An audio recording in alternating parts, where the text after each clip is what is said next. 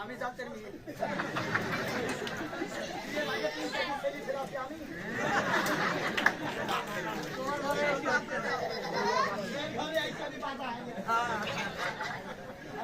আমার বলছে আমার মাও তিন থেকে ফেলি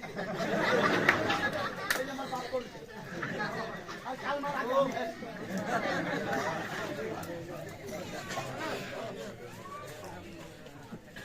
বিবি কুসুম যে অপরাধ করেছে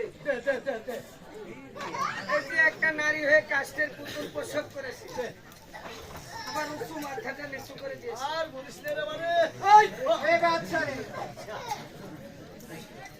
তাই আমার একটা সিদ্ধান্ত নেওয়ার আগে আমি তোমাদের কাছ থেকে একটা বিষয় জানতে চাই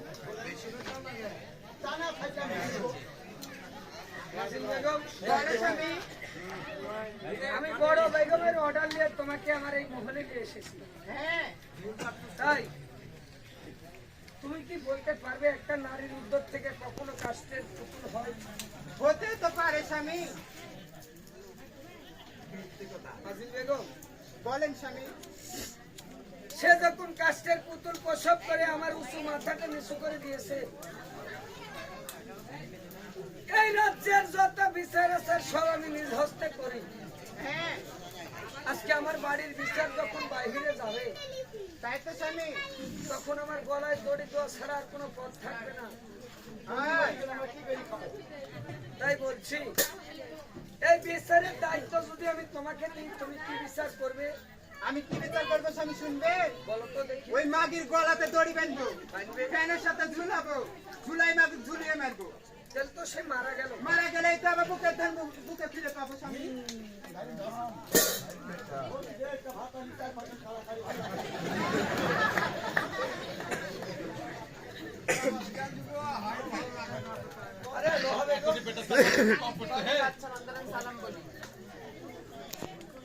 আজকে বড় বেগমের অর্ডার নিয়ে তোমাকে আমার এই বাড়িতে নিয়ে এসেছি।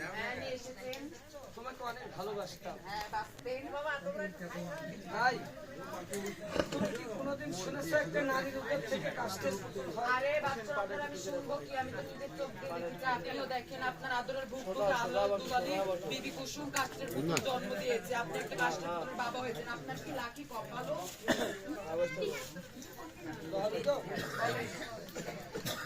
তাই এই বিবি কুসুম যখন কাষ্ঠের সন্তান প্রসব করেছে, হ্যাঁ আমার উপর মাথাটা নিচু করে দিয়েছে। করেছে। আমি হাত খুলেছিলাম, ভালোই ছিলাম। ছিলেন। আজকে কাষ্ঠের বাবা হয়েছি, এর চেয়ে বড় দুঃখের কপাল আর কিছু নাই। নাই। তাই তোমাকে বলছি, এই রাজ্যের সমস্ত বিচার আচার আমি করি নিজ হাতে। আজকে আমার বিচার যদি বাড়ির থেকে বাহিরে যায়, তাহলে আমার বিষ খাওয়া মরা ছাড়া আর কেউ থাকবে না।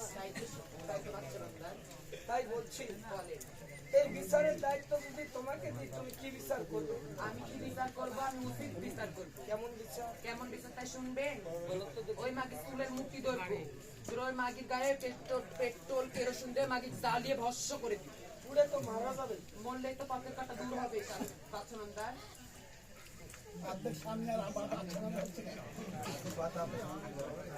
একটা মানুষের বিচার মরে গেলে শেষ হয় না। মরে গেলে তো পুরাই গেল, তাই না? মারা গেলে যদি একটা মানুষের বিচার শেষ হয়ে যেত, তাহলে তো ভালোই হবে।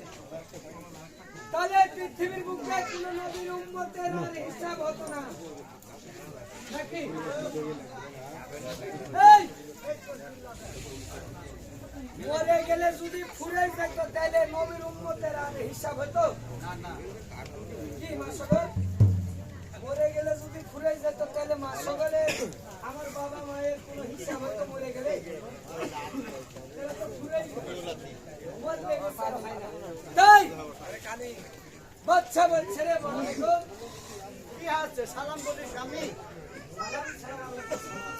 নিজে দায়িত্ব কিসে লেগে বলুন তো। দেখো, তোমার অনুমতি নিয়ে আমি পরপর আরো 6টা বিবাহ করেছি, শুধু একটা সন্তানের কারণে। আমি দিতে পারি কি করবো আমার ব্যাপারটা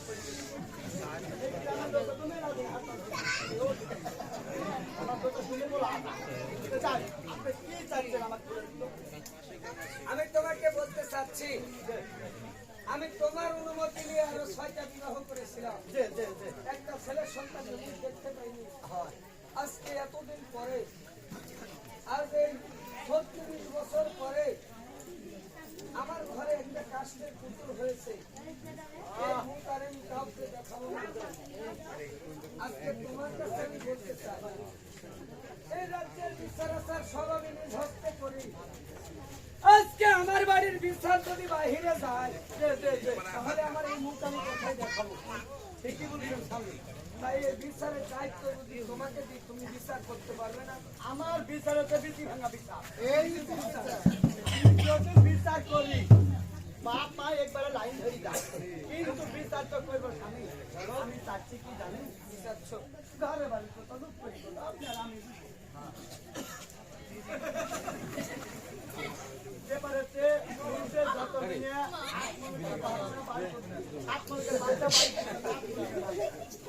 আর ওই বাচ্চার ভিতর যত যা বেগমের বিয়ে করছে আমি করবো, আর পুরুষের বিচার আপনি করেন। তাই এই বাড়ির বিচার এই বাড়িতে করলে আমার পুর ভাত যদি যে না দিয়ে আপনি আমার স্বামী, আপনি যে বিচার করবেন ওই মহিলা, সেই বিচার আমি মাথা পেতে নিব। আমি যদি মাথা পেতে নিই, পরপর আমাদের 6-7টা বেগম আছে, মানে আমার সতীন আছে, ও রাও মানে এই দেখো, এই কারণে লোকে বলে পুরাতন চাল ভাতে বাড়ি। ওই চালে পোকাও লাগে।